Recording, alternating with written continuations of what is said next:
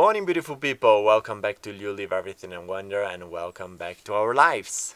In today's episode, we will be answering many questions. It will be more like a chat between each other. And you. So let's start and see what is going on with our lives, and let's see if we will finally answer some of the most juicy and most asked questions. So let's start.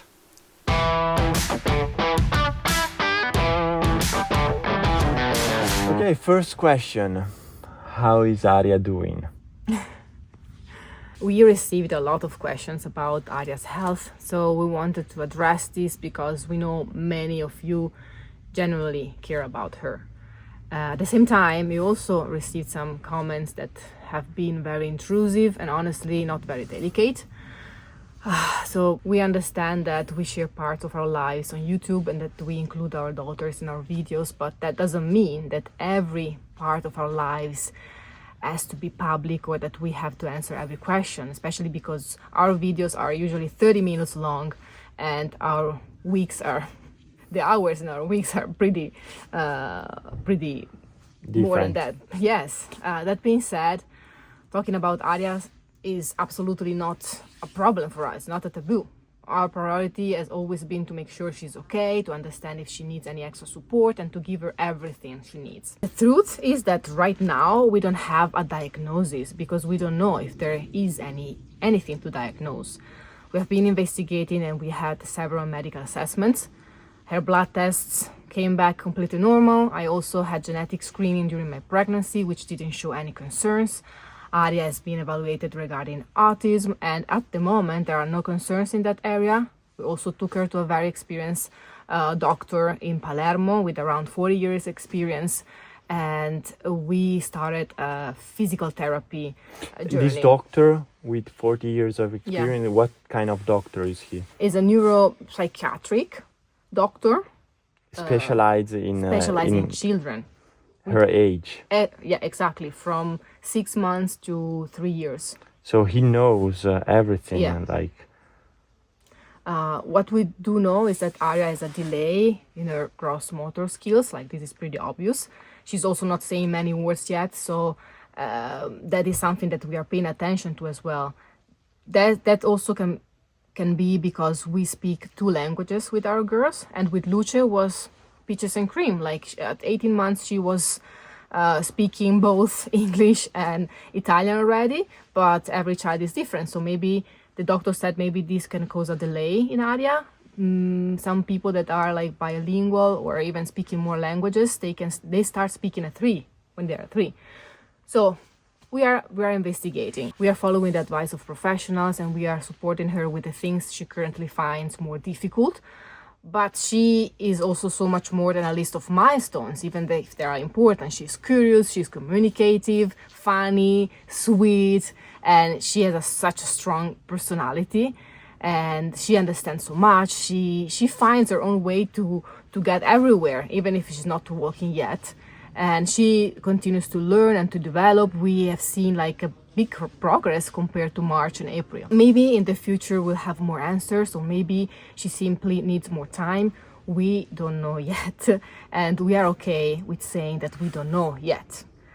What matters to us is that we are paying attention to it, we are not ignoring anything, and we are giving our daughter all the support she needs without comparing her journey to anyone else. We're happy to share this because we know that there are probably other parents watching what children are developing at their own pace too.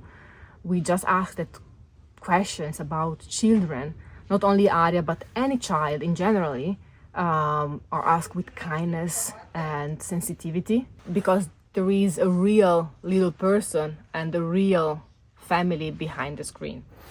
And also, if we are okay and we are happy to share and to answer this question, doesn't mean that we feel okay, because of course we are living in this concern, not knowing if there is actually something or not. Everything we can do to know if there is something, we are doing it. We are following all the exams and everything that the doctors and the professionals tell us, but at the same time, even if we try not to compare her, it's It's worrying. it's worrying because we see the difference with Luce at her age. So we have this concern, and it makes us feel worry, sad, and helpless. Like we everything we try to do, it comes to a point where people say, okay, you need to wait. And waiting without knowing is frustrating, and it's painful. But yeah, right now, as I said, she's developing. Like a few months ago, she was not even standing on her own feet. Now, like she's starting to walk, of course, assisted, and she strengthened like her muscle, so the tone is different from the strength. So we are doing everything for her, and we will always do everything for her. This is the number one priority. Yeah, we always said when we decided to have children, we said, okay, our number one priority, job, and everything will be the girls. When you have a child, is like this. So we will keep this promise, and they will always be first of everything. How is Luca's health now, and what actually happened with the GoFundMe money? So how am I feeling? I'm feeling okay. I still have many problems with my back, and I still need to do many sport and kind of exercise, kind of physiotherapy and exercise to get back to having muscles in the places where can give me strength to my back, to my spine. But yes, I think that there are two things: the physical part and the mental part. I think that slowly, also the mental part, we can get out of that 3 years of unknowns and fear and being hard to make decisions and looking unknown, yes, looking at the future without knowing if I would survive, if I could die again any moment. What the future looked like being old with this illness was something that was hard to imagine, to think about. So I think after the surgery in Switzerland, things change a lot, and I'm super grateful, happy, and slowly we are healing in all the sense. But do you feel different from? Do you think that this experience changed yourself? Yes, I think this experience will change us forever. Yeah. So there are things that we will be able to heal, and things that probably will be there forever. Like a scar. Yes, there are some traumas. Like I have some scars in my brain that there are parts of my brain that they will never heal. That they are dead. They are damaged forever. But physically and mentally. But then there is so many things that you can heal and you can move on. Yeah, but sometimes I'm surprised, because after all this experience, after you almost died in my arms, and after the recovery, we told ourselves, from now on, we will live differently, we will enjoy more, we will not pay attention to some things, we will just focus on our health, on our well-being, and I will always, appreciate the time with Luca, we will not rush. And actually this didn't happen. So in a certain way, I'm like disappointed, because you think that some life-changing experience will change you in a better way. Yes. But then you are like sometimes living even worse than before.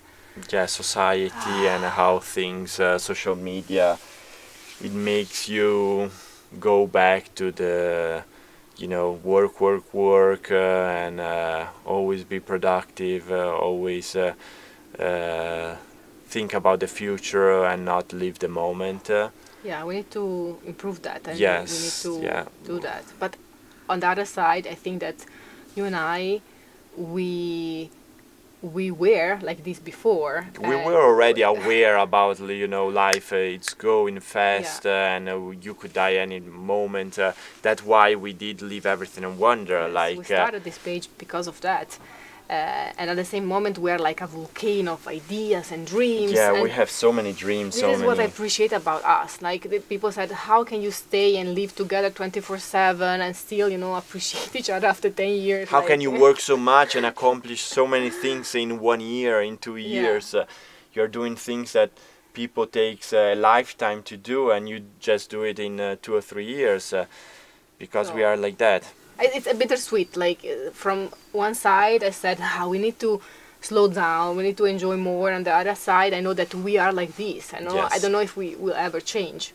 Yeah. But do you think that you are exaggerating a little bit because like people are seeing you working like crazy on the land and So I've been lifting weights? Yeah, I've been a person who always brought me that I always search for the limit. Yeah. Like when I was racing with motorcycles, when I was doing sports competitions at high levels, and even in life, I'm always challenging myself, and I always trying to get Challenges, better, yes, and yes, improve. find the limits. Otherwise, if you don't find the limits, then you are not doing enough. That's a thing. And sometimes I find the limits, and then I need to rest. I need to maybe get some painkillers or something like this. But I don't think I'm exaggerating too much.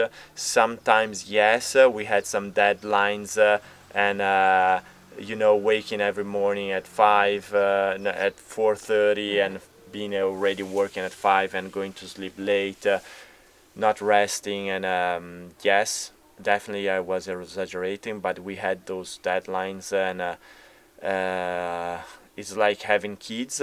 You need to wake up no matter if you are sick, if you need to wake up, you need to work, and we really care about our projects.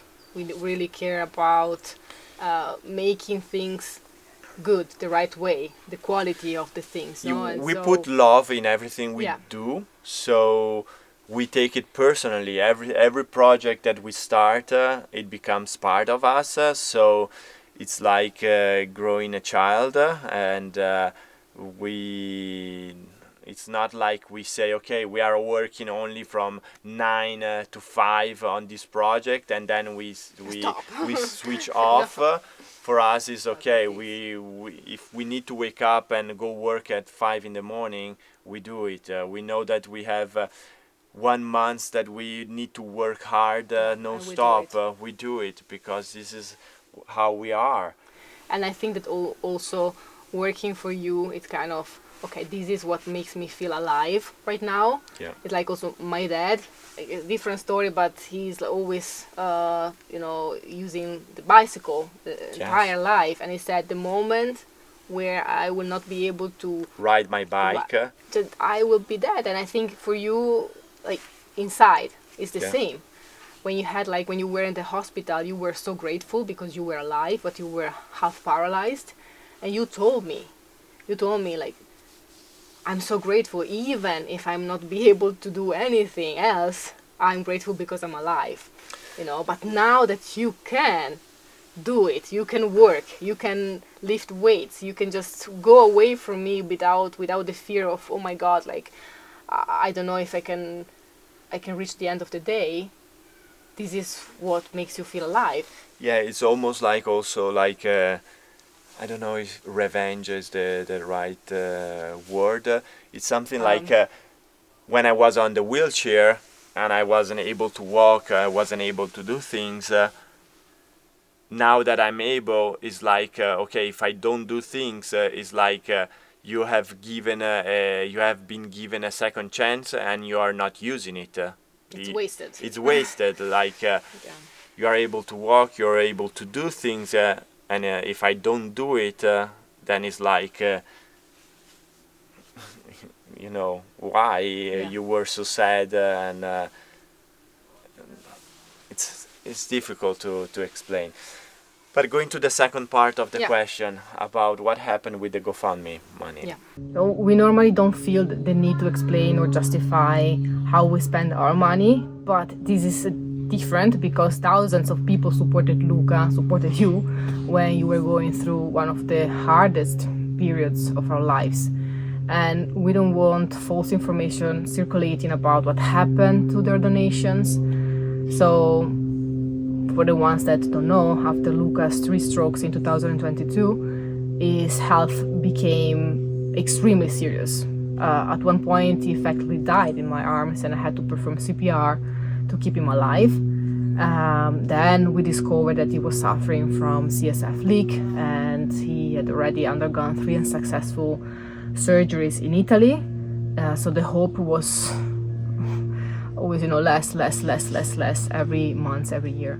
Last year, after a lot of research, a hospital in Switzerland suddenly offered him a place the following week. So they call us and they say, okay, we have, because they specialize and they cure only these cases. Like they are like doing this. And they have a team specializing exactly what I needed.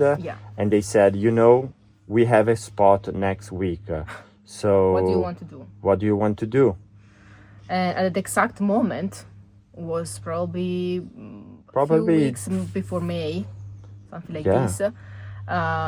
We had put all our available money into the Bando Borghi project, which is this grand project with the pool, the tiny house.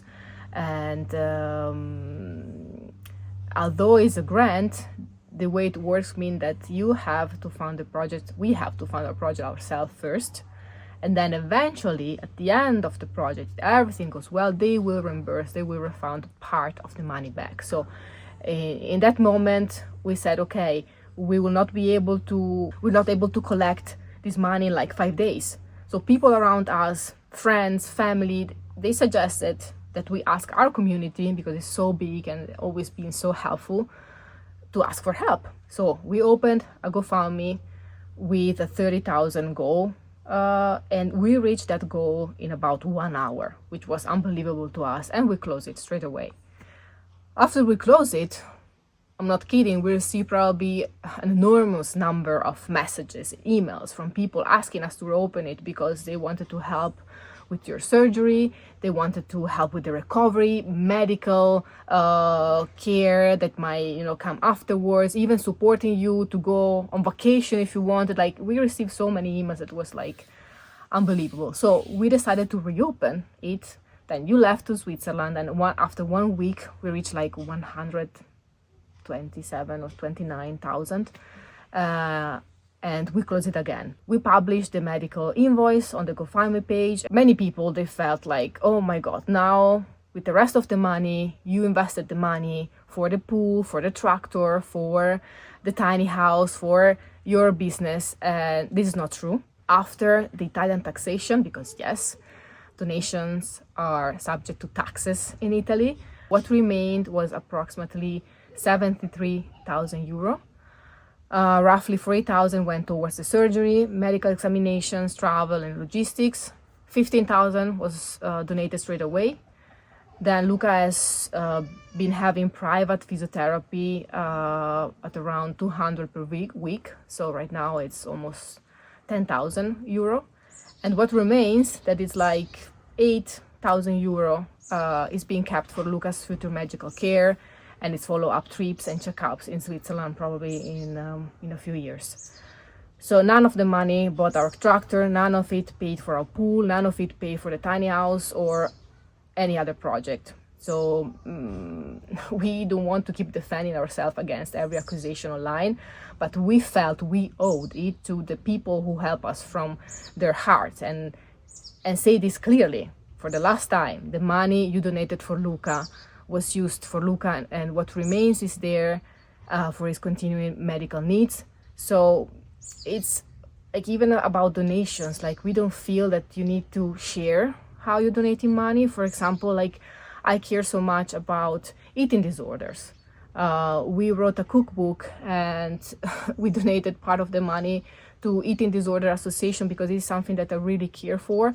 And every year we are trying to do something for other people, but we don't need necessary to share this online. Sometimes you said do good and forget about it. So it doesn't mean that if you don't speak about that, you are not doing anything, especially on social media. Like sometimes it's the opposite. People are talking a lot, but they're not doing anything. And Luke and I, we are the opposite. We are probably talking a little bit less, but we are doing so much even behind the scenes. If you could go back to the day you bought the olive grove, what would you tell yourself? I would tell not to do any grant, not to do things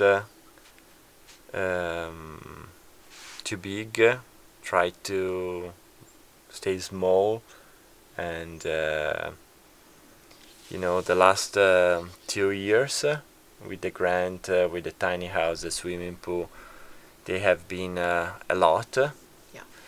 We are grateful and we are happy. I'm happy where we are now because we are basically at the end. From now on, we basically can start. I don't want to say relaxing, but slowing down. See the light of the end of the tunnel. We will be Yes. more free because we will not be anymore linked and attached to this grand thing. Like hopefully this will be the end, like in September, October. So It will be the end, but also the beginning, Yes. because now we are forced to open the business and to start having people coming on the property, renting the tiny house, which we are happy. But at the same time, it's adding more work. When we arrived in Sicily and we bought the land, the dream was the opposite. It was like, okay, let's slow down. Let's do what we love and what we dreamed, which for me it was and it is live on the land, plant the trees, have the vegetable garden, watering the plants, living slow, living in the nature, start living a homestead. outside. Yes, exactly. This is exactly what we wanted. But then, as we said, in that frame of time, that were so many things going on my health, on my mental health, and not knowing what the future would look like. The grant was like an opportunity that we thought like something. Okay, if I will not be here anymore, at least Sara has a business that she can continue and do, even if I'm not here anymore, and YouTube is not something that she can do alone. At least she can rent the tiny house. She can have an income. A plan B. A plan B. Plan B. You always need to have a plan B in life, like being prepared at least for something, especially after something that affects your health so much. Like Lucas was physical and mental. Mental for me was a lot of mental. Still is. Like I'm not gonna lie, I'm still struggling a little bit. But I think like I'm very strong. I am a very strong person, so I'm fighting every day, and yeah, we saw this as an opportunity, and this was probably a mistake, because another question was, do you think that you made a mistake?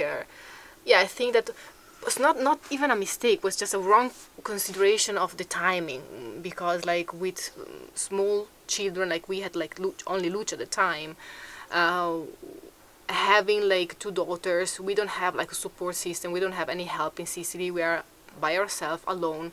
So working on the land, working on the grant, working on YouTube, and yes, YouTube is our only income right now, because this is another question, so Yeah. related to today's episode, is a lot. Like, and then all the householding, like you need to clean, you need to prepare food, you need to go and buy some groceries, you need to just Fix manage stuff, your life, fix stuff. It's an old house that we haven't finished even renovating, so there are many things that you keep postponing. And going back to the question, I don't think that it was a mistake, or even if I said to the old Luca, try to not do many things and slow down. It's not something that it's easy to change who we are. Sara and I, we are always doing 110% of things that we can do. Like if we can do 100%, it's hard to tell us, okay, just do 50 and don't do 100, because we are not the kind of people who will try to do 50%. We are kind of those people that will try to dream 200 and try to accomplish 100, not trying to do 100 and accomplish 50%. But this is also, I think, the reason why we have accomplished so much, because like talking about facts and reality, like with a growing family, with 2 daughters and everything that you know already, I think that we accomplished so much in the past years. Like our health was in danger because like it was too much, and we acknowledge that, because you need also to be smart and acknowledge, okay, now this is too much, but at the same time I think that we are creating something beautiful, something very unique, so we are very proud of that. But our health mentally and physically was already in danger anyways. Exactly. For us was at least if we are not able to sleep the night, if we are in pain or whatever, at least we are doing something that at the end of the tunnel, like now, at least we can see and we can say, okay, I was suffering, I was sad, I was this, I was that, blah blah blah, but we accomplished something. Imagine if after going through so many things, at the end you are like stuck in the same place, in the same circumstances, in the same at least we accomplished so many things. Next question: do you ever feel pressure to keep creating projects because of YouTube, or would you be doing all of this even without the channel? So just to, as I said before, like YouTube is our only source of income. We have been doing this for 9 years. So we started in 2017. We quit our jobs and we started something completely new for us. At the beginning, it was not working at all. Like for the first 3 years, YouTube was not even was nothing for us. No views, no income, no nothing. But we were persistent, we were consistent, and we kept sharing our lives and our experience, our travel experience on YouTube. And then finally, we started to have some results. And so this became our only source of income. Of course, YouTube is linked to sponsorship, that outside sponsorship, not only linked to Google. So there are like many ways you can earn from YouTube, not like YouTube directly, but everything else, because you have like a big audience. And I think that what is really special for us, because we have this high engagement and we have this beautiful community that we have built throughout the years. So our community is super strong. A promise that Sara and we did ourselves was to follow our dreams and to follow and to do what we love. And never let YouTube change our goals, our dreams. Rule our lives. So unfortunately, in the social media world, we see many people doing really important choices of their future, of their lives, just because of social media, just because of content, of views, and everything. And this is really dangerous, because then they find themselves in a life that they didn't choose. They didn't choose that life.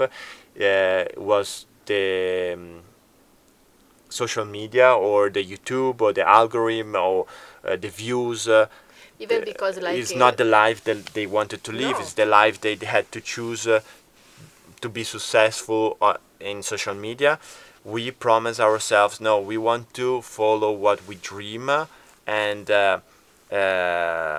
film and share what we are doing and what we want to do.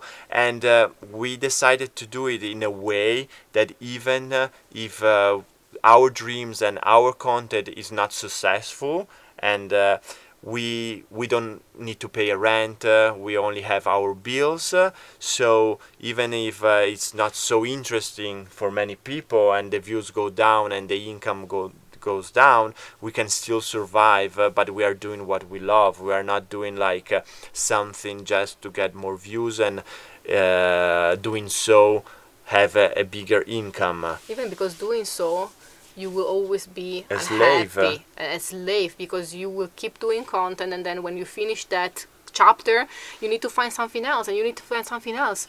Of course, like after 9 years, we are paying attention of our content, but will be like Luca and Sara, they rule their own lives, and then we film what is happening. It's never like YouTube is ruling our life and we need to film something because it's like YouTube appealing. But even the Alaska to Argentina journey is not something that we did because we wanted to film it and share it and be successful. It's something that we wanted to do for ourselves. But we wanted to film also because we wanted to share this. Yes, absolutely. But that wasn't the goal. The goal was, okay, let's try to support our expedition and our dreams through social media, because we either go and do our normal jobs and we don't have time to do the traveling and do all the projects and the dreams we want to do, or we try to do our dreams and share them. So work, filming, editing and sharing, which is a real huge job. So we can try to combine and do both at the same time. Actually, it's a humongous amount of job. Like, I never expected to be so much work and so much job that goes into like YouTube and the videos.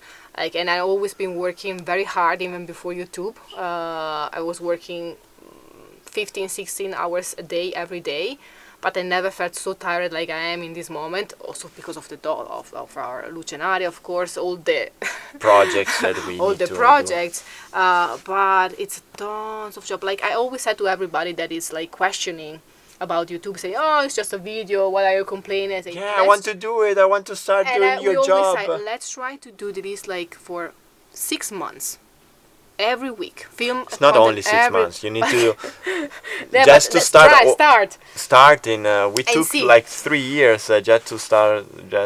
Yeah, but to see how it's working, like do it every week. Like you don't want to. You're sick. You're feeling like at your lowest, and still you have to film. Still you have like this. Probably this force. Yeah. Like in this case, we probably we force ourselves to put something out there on YouTube because it's our job, but never about dreams. Any job, every job, it's something like exactly any kind of job. You need to wake up in the morning and go to work, and it's the same also for YouTube. It's not something that we love 100% of what we do. Like there is the editing part and all some parts that are not sexy and funny and exciting, like this sexy thing also about the water tank appealing. But or sometimes it's good looking. Say like, why you're always holding Aria in your videos? Of course, because she's not working yet, but because in some situation you have to do what you have to do, even if you are not like as you said before, we are alone. We don't have a support. Like sometimes we have somebody who can stay with the girls, but probably 1 week every 3 months. Yeah, and parents without help are parenting in a different way. Probably you know that better than us. Yes. And also about the name, many people said, why you're not changing your name? Leave Everything and Wander. You're like stuck in one place. You're not doing travels anymore. You are not. Because our dream is to travel more in the future. Leave Everything and Wander is about. It's not only about physically traveling. It's not only about leave everything and wander because you need to leave your country and travel somewhere else. It's about choices. Like if you are not happy with something, you can change. Like we are not like trees, we don't have roots, so you can change yourself, you can change your relationship, you can change your work, you can change not everyone is allowed to do so, but you are the owner of your life. So this is why we are not changing our name, and we will never change our name, because it's too important, even if we're not traveling anymore, probably in the future. Also, like it's sorry, there are some butterflies here, beautiful, flying around. It's also like maybe we are not traveling right now, but for someone living the other side of the world, just watching our videos showing Sicily, showing Italy, for them, just in the 30 minutes of our video, for them, it's leaving everything and wander. Yeah. It's like, okay, let me disconnect from everything going on my life, and for 30 minutes let me travel to Sicily with Luca and Sara and see what they're doing, and everything we do. So in a way, we allowed people to travel anyways, even if we are in this moment in one place. So I think like last couple of questions. One is about when we will be open the tiny house to guests, and what are the plans for the stone houses, when we will start building our own house. So about the tiny house, hopefully next year, next season, we will be able to open and to start getting some guests. About the stone houses, we don't want to do the mistake of rushing. We want to do it slowly, Differently. without grants, without being overwhelmed about all the bureaucracy that involves a grant, which is 10 times more the bureaucracy and all the documentation that you need to provide to do the things the right way, the legal way, but without a grant. Because with a grant is, as I said, 10 times difficult. And I think one of our priorities right now is to build our own house. Yes. This is something that we have been dreaming of like since forever.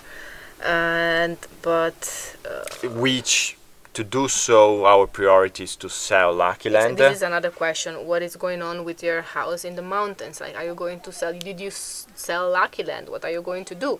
So, stay tuned. Our priority is to sell Lucky Land in order to have the resources to build our house on the land. As I mentioned, we try to live a lifestyle without rents, without paying mortgage or things like this, so we can feel free, and we have the freedom also to have a lower income. Yeah.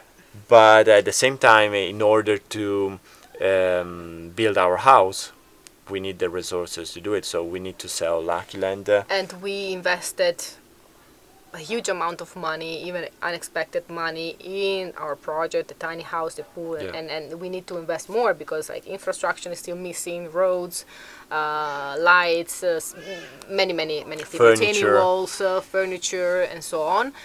But I think like sharing this, it's real. We know that there are so many young couples out there, even without doing YouTube. Like, you don't need to think that doing YouTube you are like an alien. We are like normal people with struggles of everyone, and in order to build our house we need first to sell the other house. So hopefully this will happen sooner than later, and so that we can start focusing on this. So hopefully next year, this is like time frame that we are hoping for, build our own house in Sicily on the land, and then go and live permanently on the land. This is like our goal is to live on the land, because the dream was the first dream of the reason why we bought the land was because we want to live there. We want to be able to wake up in the morning and water the plants, the green garden, and pick the fruits and yeah, it's amazing to be there. A question was, social media always make everything nicer, easier, and more beautiful, and sometimes in real life things are way harder. And I think that all the projects we are doing, and also the harvesting of the olives, keeping the land clean and safe and ready for harvesting. This is something that is really romanticized, but then the hard work that there is behind working also with extreme temperatures sometimes, waking up really early in the morning. These are things that you cannot show and you cannot make people feel. So yeah, real life is always harder than what you see. You should have. This is not a reality show where we have like cameramans following us and showing us every part of the day. So we need to film when we can, and of course, like you don't share everything. It's like the previous video where I put the tanks and the water tanks, and I wasn't able to film when I was doing every single part. So you only see, okay, now I will do this, tack, and it's done. Now I will do that, and it's done. I cannot film all the parts where I'm sweating, where maybe seeing things fall, where I hurt myself. Even tripods, it's easy with the tripod when you are like sitting down and talking with people. And you're not moving, not doing anything. moving around big stuff. Yes, but sometimes you're just putting the camera or the phone hanging on a tree or and whatever. you're not filming, you didn't. Or you forget to stop the camera or to start the camera to film. So it's a lot of things that are different. And about the olives, of course, we still have this big project of selling our olive oil, extra virgin olive oil. Yeah, because another question was, what about how are the olives this year? What are you going to do with the olives? What are you going to do with the oil? Are you selling the oil? So. Yeah, like the olives, they look pretty good this year, but still too early to say. We will need to see like at the end of August, beginning of September, because sometimes even like a heavy rain can destroy everything. So nature is pretty unpredictable. Should be a good year, but we don't know. And because of the really high temperature, like when it's really, really, really, really hot, then it could be that the harvest could be a little bit earlier than expected. So it could be like the second week of October, middle of October, let's say. And we usually, because we have like many high standards for our oil, we prefer to harvest a little bit earlier when the olives are like green or just turning a little bit, more brown. We want the quality of the oil to be very high, so we don't want the olives to be too mature. Of course, when they are mature, very mature, they produce much more oil. Let's say the easy way to explain this is that when they are completely mature, they are brown. When they are almost black. When they are too early, they are green. So the best way is when they are blend 50-50. Yes. And this is what we try.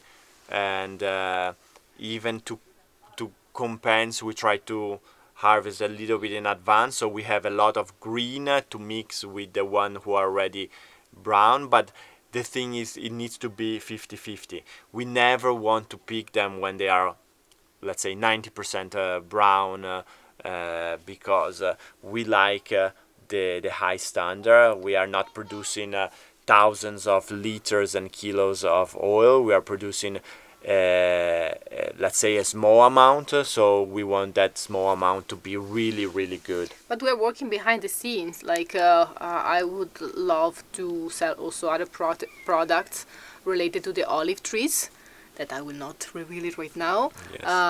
And we will also love to sell it overseas, but it's not easy with all the taxes and bureaucracy borders. Like it's politics. Pretty difficult. But we hope to be able to sell the olive oil very soon, or at least like find somebody that can help us. Like we'll send everything to United States, and then in the United States have we'll have somebody who can so this is something also, like this would be a big dream. Like we're working on it. Okay, guys, we hope that this chat was satisfying and we had fun answering your questions. Yeah, we hope you enjoyed Yes. today's episode. If so, please sure to smashing the thumbs up button. Hit the notification bell and please consider subscribing to this YouTube channel if you haven't done already. And we love you. We appreciate you. Thank you for coming along with us, and thank you for being an amazing community. We will see you super soon. Yes. And stay tuned. We'll see you next Sunday. And remember, la vita è bella. Life is beautiful and Love always wins. l'amore vince sempre. Sempre. Always. Always, always, always.